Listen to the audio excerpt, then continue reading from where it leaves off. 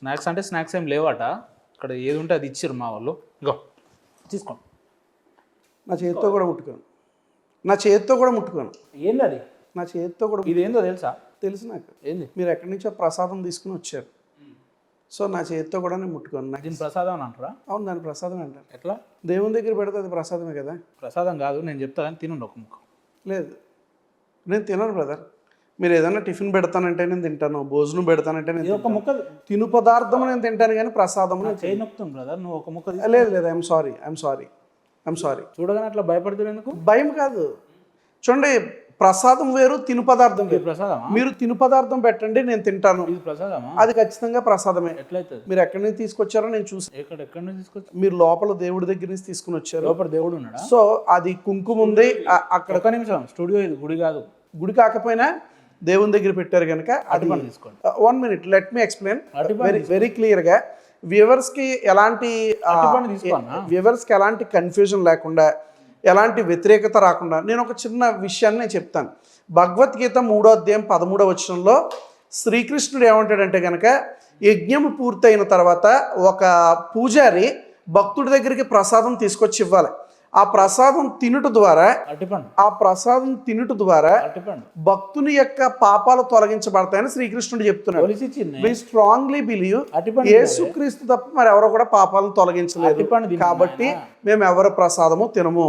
యేసుక్రీస్తు తప్ప ఎవరు మా పాపాలు తొలగించలేదు. ప్రసాదం తింటే పాపం పోతుంది అనేది మా బిలీఫ్ కాదు, సో మేము ప్రసాదం తినం. ఇది ప్రసాదం కాదు, అది ప్రసాదమే. సరే, నేను చెప్తున్నా, మిమ్మల్ని మిస్మరైజ్ చేయడానికి, మిమ్మల్ని కన్ఫ్యూజ్ చేయడానికి. ఒక్క నిమిషం, సరే, అదంటే కొబ్బరికాయ అనుకుందాం. ఇది బయట అరటిపండు బండి మీద నుంచి తీసుకొచ్చింది, ఒక డజన్ తీసుకొస్తే మా పిల్లలు తినంగా ఒకటి మిగిలింది. ఓకే, ఇదేం ప్రసాదం కాదు. వాస్తవంగా మీ బైబిల్లో ఉన్నట్టు తెలియకుండా మీరు తింటే అది మీ తప్పు కాదు, తినిపించిన వాళ్ళు తప్పు అవుతుంది. నేను ఇది ప్రసాదం తెలిసి కూడా ఇస్తే నా తప్పు అవుతుంది, కాబట్టి ఇది ప్రసాదం కాదు, దీన్ని తినండి, కష్టంగా ఉందని చెప్పి కూడా నేను ఒలిసిచ్చిన. అరటిపండు తింటే చాలా అద్భుతాలు జరుగుతాయి, పిల్లలు కూడా పుడతారు. నాకు తెలిసి మీకు పిల్లలు లేరని విన్నా నేను. ఇది తినండి, అమ్మతేజ గారు చెప్పినట్టు పిల్లలు కూడా పుడతారు. నాకు తినాలని లేదు. సరే, నువ్వు తిను ఫస్ట్. లేదు, నాకు తినాలని లేదు, నాకు ఆకలిగా లేదు. అరటిపండు తిన్నా. ఏదైనా తినాలంటే మూడు ఉండాలి కదా, ఇంట్రెస్ట్ ఉండాలి కదా. అదే, అట్లా భయపడితే ఎట్లా? అలా ఏమైనా విషయం ఉందా? అదే చెప్తున్నాను కదా, ఏమైనా విషయం ఉందా? బ్రదర్, నేను ఒక మాట చెప్తాను. ఒక వ్యక్తి తను డైరెక్ట్గా పూజ చేయక్కర్లే. ఎప్పుడైతే ఆ ప్రసాదం తింటాడో, మీ యొక్క సనాతన ఆచారాల ప్రకారము, మీ యొక్క సనాతన ఆచారాలు ఏం చెప్తున్నాయంటే, ఒక వ్యక్తి డైరెక్ట్గా పూజ చేయక్కర్లే. 25వ తారీఖు మీరు ఇచ్చే కేకులు మాత్రం మా హిందూ మిత్రులు తినొచ్చు, ఎందుకంటే అది పూజ కాదు, అది ప్రసాదం కాదు. ప్రసాదం కాదు, దేవుడు లేడు, అసలు ఎందుకు వస్తారో మీకు కూడా క్లారిటీ లేదు. ప్రసాదం కాదు, మేము సంతోషంగా పంచుతున్నాం. ఇది సంతోషంగా పంచేది కాదు, ఇది ప్రసాదం. మీరు నాకు చిన్న టైం ఇస్తే నేను క్లారిఫికేషన్ ఇస్తాను. మీరు నన్ను మాట్లాడినట్లే, నన్ను చెప్పనట్లే. ఇదిగో పూల, ఇదిగో తోక అంటే అదిగో పూల అని చెప్పి నీలాంటి ఎవడో బాయిలో దూకి వచ్చినట్టు. నేనేమంటున్నా, ఆ కొబ్బరికాయను చూసి అరటిపండును దూరం పెట్టడం ఎంతవరకు సమంజసం? అది దేవుని దగ్గరది కాదని చెప్పిన, ఇంత నీకు కింద నుంచి ఒక డజన్ తీసుకొచ్చినాం, పిల్లలు తిన్నారు, మిగతా మీకు ఇచ్చిన అని ఇంత క్లియర్గా చెప్పిన. ఓకే, అయినా మొత్తం దాన్ని చూడగానే నరాలు కట్ అయిపోతున్నాయి. ఎందుకే మీకు? నాకు ఆకలిగా లేదు, నాకు తినాలని లేదు. ఇప్పుడు బలవంతంగా తింటారు కదా, ఇప్పుడు బలవంతంగా నాకు తినాలనిపిస్తే తింటాను, అది ప్రసాదం కాకపోతే. ఈ పాపిని క్షమించు తండ్రి. చెప్పు, ఇక క్లారిటీకి రా, ఎందుకంటే నువ్వు తింటలేవు, అది బాధ. నేను క్లారిటీ ఇస్తాను బ్రదర్, నేను క్లారిటీ ఇస్తాను. మీరు నాకు టైం ఇస్తే నేను క్లారిటీ ఇస్తాను. If you are going and questioning me, ఇంకా ఆన్సర్ ప్రసాదాలు తినొచ్చు అని చెప్పి మీ విపి రెడ్డి చెప్తాడు.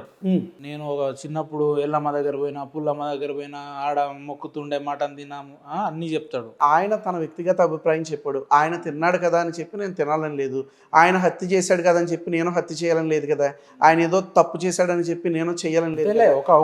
ఆయన అభిప్రాయం, ఆయన అభిప్రాయాన్ని, ఆయన థియాలజీని, ఆయన థియాలజీని ఆయన ప్రవేశపెట్టాడు. నేను ఒక విషయాన్ని చెప్తాను, ఇందులో ఉన్న థియాలజీ నేను చెప్తాను. ప్రసాదం తినడానికి గల ప్రాముఖ్యమైన 2 ఉద్దేశాలు చెప్పేస్తాను. ఒకటి, ఒక వ్యక్తి డైరెక్ట్గా వెళ్ళి ఆ దేవుణ్ణి పూజించక్కర్లే. ఆ పూజారి ప్రసాదం ఇచ్చినప్పుడు అతడు తింటే, అతను పూజ దగ్గరికి వెళ్ళకపోయినా ఆ యొక్క పూజలో ఏకీవించినట్లే.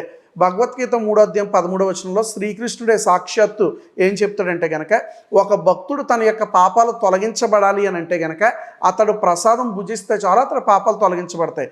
మేము యేసుక్రీస్తుని నమ్ముకుంటేనే పరలోకం వెళ్తాం, మా పాపాలు తొలగించబడతాయని నమ్ముతాం తప్ప ప్రసాదం తింటే పాపాలు పోతాయని మేము నమ్మం. అందుకే మేము ప్రసాదం తినం. ఓకే, ప్రసాదం కాదని చెప్పిన కదా, ప్రసాదం కాకపోయినా నేను తిన్నాను. ఇప్పుడు మీరు ఎందుకు అంత బలవంత పెడుతున్నారు? మీకు వచ్చిన లాభం ఏంటి?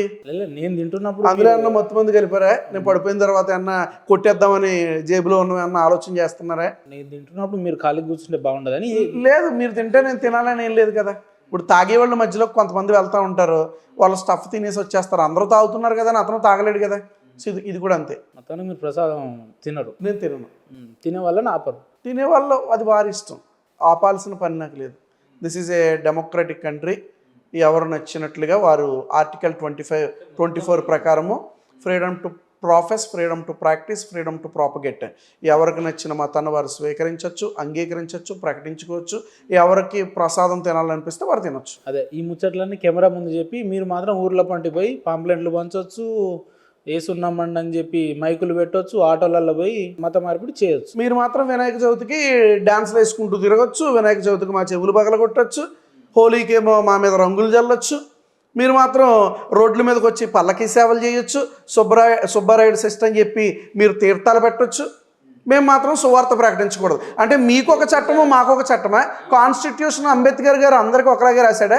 లేకపోతే హిందువులకు ఒకలాగా, ముస్లిమ్స్కి ఒకలాగా, క్రిస్టియన్స్కి ఒకలాగా రాయలేదు కదా. ఏ ఒక్క హిందువు కానీ మా రామాయణాన్ని చదవమని, లేదంటే భగవద్గీతను చదవమని, లేదంటే మా సంస్కృతి సాంప్రదాయాలను తెలుసుకోమని ఇంటింటికి పోయి పాంప్లెంట్లు పంచి, లేదంటే ఉన్న గ్రంథాలను పంచి ఎవరు అట్లా మా హిందూ సంస్కృతంలో అయితే అట్లా ప్రచారం చేసుకోరు. బట్ పర్టికులర్గా పాస్టర్లే ఎందుకు, లేదంటే క్రైస్తవ సోదరులే ఎందుకు ప్రతి ఇంటికి పోయి పాంప్లెంట్లు వస్తారు అని అంటే దేవుని గొప్పతనం చెప్తారు. ఎందుకు అట్లా?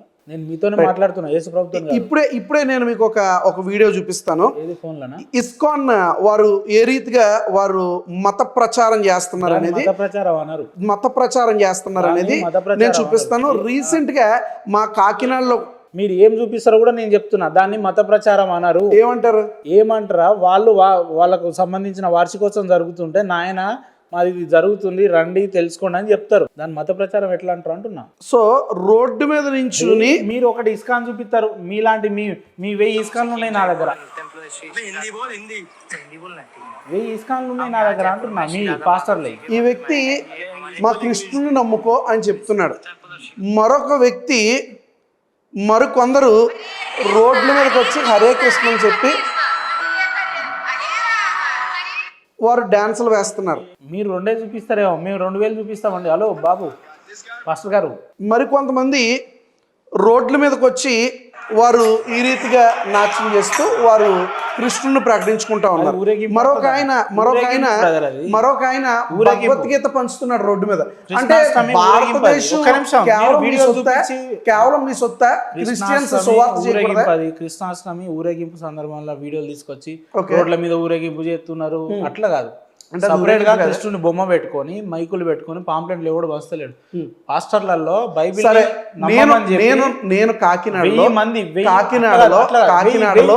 రోడ్ల మీద నించుని ఇస్కాన్ వారు భగవద్గీత వీటిని వారు పంచి పెడతా ఉన్నారు, భగవద్గీతను పంచి పెడుతున్నారు, అమ్ముతూ ఉన్నారు.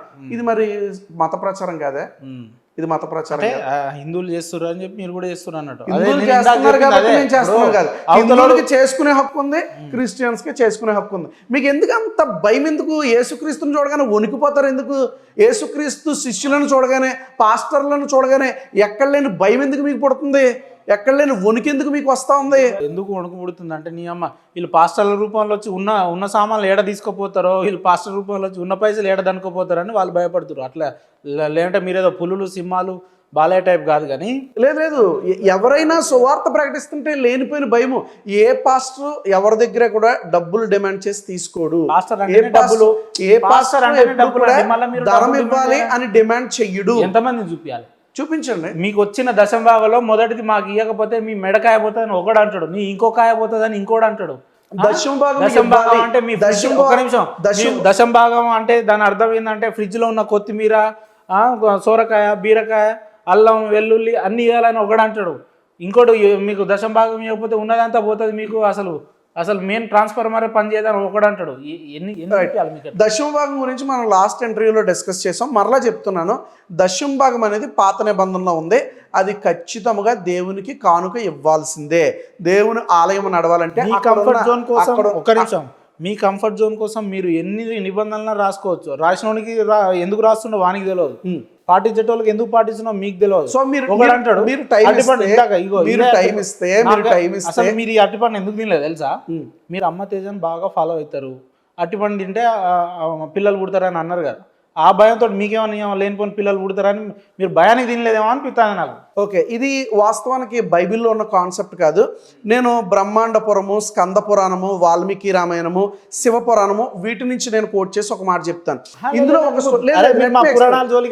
లెట్ మీ ఎక్స్ప్లెయిన్ మీరు బైబిల్లో లేనిది మీరు మాట్లాడుతున్నారు. వినండి సార్, ఒక్క నిమిషం. సరే మీరు ఎంతసేపు పురాణాలు, భాగవతం, రామాయణం ఇది కాదు, బైబిల్లో అరటిపండు తింటే పిల్లలు పుడతారా ఉన్నదా? అమ్మ తేజ, నాన్న తేజ, నానమ్మ తేజ ఎవరో ఉంటారు కదా, ఆయన మాట్లాడుతాడు. అరటిపండు తింటే పిల్లలు పుడతారా? ఒకవేళ మీరు అది తినండి, ఇప్పుడు రేపో ఎల్లుండో పుడతారేమో నేను చూస్తా. బైబిల్లో ఎక్కడ కూడా అరటిపండు తింటే పిల్లలు పుడతారనే కాన్సెప్ట్ లేదు. కానీ నేను చెప్పేది జాగ్రత్తగా నాకు టైం ఇవ్వండి. బ్రహ్మాండ పురము, స్కంద పురాణము, శివ పురాణము, వాల్మీకి రామాయణము వీటన్నిటిలో కూడా రాయబడి ఉంది. వీటన్నిటిలో కూడా రాయబడి ఉంది. దశరథ అనే మహారాజు ఆయన యజ్ఞం చేస్తా ఉంటే పిల్లలు పుట్టడం కోసం పుత్ర కామేష్టి యజ్ఞ అని అంటారు. ఈ యొక్క యజ్ఞ చేయడానికి గల కారణం ఏంటి అని అంటే గనక ఆ యజ్ఞము ద్వారా ఇతడికి పిల్లలు పుడతారని దశరథ మహారాజు నమ్మి ఆయన ఒక పాయాసాన్ని తయారు చేపిస్తాడు. ఆ పాయాసం తన భార్యలకు తినిపిస్తూ ఉంటే వారు గర్భవతులు అవుతూ ఉంటారు. అయితే వాయుదేవుడు వచ్చి ఈ ప్రసాదంలో కొంచెం భాగము ఆయన పట్టుకుని తీసుకుని వెళ్ళి అంజనాదేవికి ఆయన అప్పగిస్తాడు. ఆమె తినిన తర్వాత ఆమె గర్భం వస్తుంది. ప్రసాదం తింటే గర్భం వస్తుంది అనేది బైబిల్లో ఉన్న కాన్సెప్ట్ కాదు. ప్రసాదం తింటే గర్భం వస్తుంది అనేది మీ యొక్క పురాణాల్లో ఉన్న కాన్సెప్ట్. ఈ బాబాలందరూ కూడా, మీ దానిలో ఉన్న బాబాలందరూ కూడా ఇప్పుడు మా దాంట్లోకి రావడంలోనే సమస్య వచ్చింది. అమ్మతేజ పాస్టర్ కాదు, అమ్మతేజ పాస్టర్ కాదు, అతను ఒక బాబా. మీ హిందూ బాబా. మరలా చెప్తాను, 100 సార్లు చెప్తాను. మీ యొక్క హైందవ ధర్మంలో ఉండాల్సినటువంటి పూజారి లేదా బాబా మా క్రైస్తవ్యంలోకి వచ్చేసి ఇప్పుడు క్రైస్తవ్యాన్ని పాడు చేస్తున్నాడు. ప్రసాదం తింటే గర్భం వస్తుంది అనేది ఆంజనేయ స్వామి యొక్క జననంలో మనం చూస్తున్నాం. అమ్మతేజ పాస్టర్ కాదు, అమ్మతేజగా బైబిల్ రాదని నేను ఆల్రెడీ ఒక వీడియో చేశాను, మీరు చూడండి. అమ్మతేజ మీరేదో పర్సనల్ గ్రడ్జ్ పెట్టుకొని మీరు కొట్లాడుకుంటే కాదు, కానీ ఆయన పాస్టర్ కాదా? రైట్. పొద్దున్న అయితే మేము రాజమండ్రి వస్తున్నా, ఆ మండ్రి ఈ మండ్రి వస్తున్నా, కాకినాడ వస్తున్నా అంటాడు కదా. ఆయన వాక్యాలు వినేటోళ్ళంతా నిజంగా గొర్రెలే ఎట్లా? బైబిల్ పట్టుకున్న వారు, స్వస్థతలు చేసిన వారు అందరూ కూడా పాస్టర్లు అయిపోరు. పాస్టర్ కావాలి అని అంటే గనక అతడికి బైబిల్ తెలిసి ఉండాలి. ఫస్ట్ బైబిల్ పట్టుకుంటే సరిపోదు, బైబిల్ మీద జ్ఞానం ఉండాలి. మీరు అమ్మతేజాన్ని కూర్చోబెట్టి ఇక్కడ 1-2 ప్రశ్నలు అడగండి, అతనికి బైబిల్ రాదని మీకే అర్థమైపోతుంది. ఉందా? నెంబర్ ఉందా? ఒకసారి ఉంటే ఇవ్వండి ఫోన్. ఆయన నెంబర్ నా దగ్గర లేదు. మీ దోస్తే కదా. నేను ఎప్పుడు కూడా అమ్మతేజాన్ని కలవలేదు, ఒక్కసారి కూడా అతన్ని చూడలేదు. డైరెక్ట్గా కలిసి ఉంటే కనుక డైరెక్ట్గానే అతనికి నేను చెప్పాల్సిన విషయాలు చెప్పేవాడిని. సో అదే నేను వీడియో రూపంలో చెప్పాను. ఒకవేళ మీ ఎదురుపడితే ఎప్పుడన్నా ఏం చెప్తారు? నువ్వు చేసేది దొంగ స్వస్థతలు అని చెప్తాను, నీకు బైబిల్ రాదు అని చెప్తాను. మొదట బైబిల్ చదివి అప్పుడు దేవుని యొక్క ఆలయానికి రా అని చెప్తాను. స్వస్థతలు లేవని నేను చెప్పట్లేదు. ఇప్పుడు నా లైన్కి వచ్చిరు. నేనేమంటున్నా, బైబిల్ పట్టుకున్నాడో అందరు పాస్టర్లు కాదు, బైబిల్ పేరుతోని పైసలు దండుకుంటున్నారు. బైబిల్ పేరుతో దశం భాగం అని చెప్పి, ఇంకో భాగం అని చెప్పి, అట్లా ఇప్పుడు అరటి పండు ఇంకో పండు అని చెప్పి పైసలు దండుకుంటున్నారు. అందుకే పాస్టర్లు అందరూ దొంగ పాస్టర్లు అని చెప్తున్నా, అది మీరు యాక్సెప్ట్ చేసిర్రు. పంచెలు కట్టిన వాళ్ళు అందరూ పౌరుషం చేసేవారు కాదు, పంచెలు కట్టే వాళ్ళు పూజారులు కాదు, పంచెలు కట్టే వాళ్ళు దొంగలు ఉన్నారు. పంచెలు కట్టే వాళ్ళలో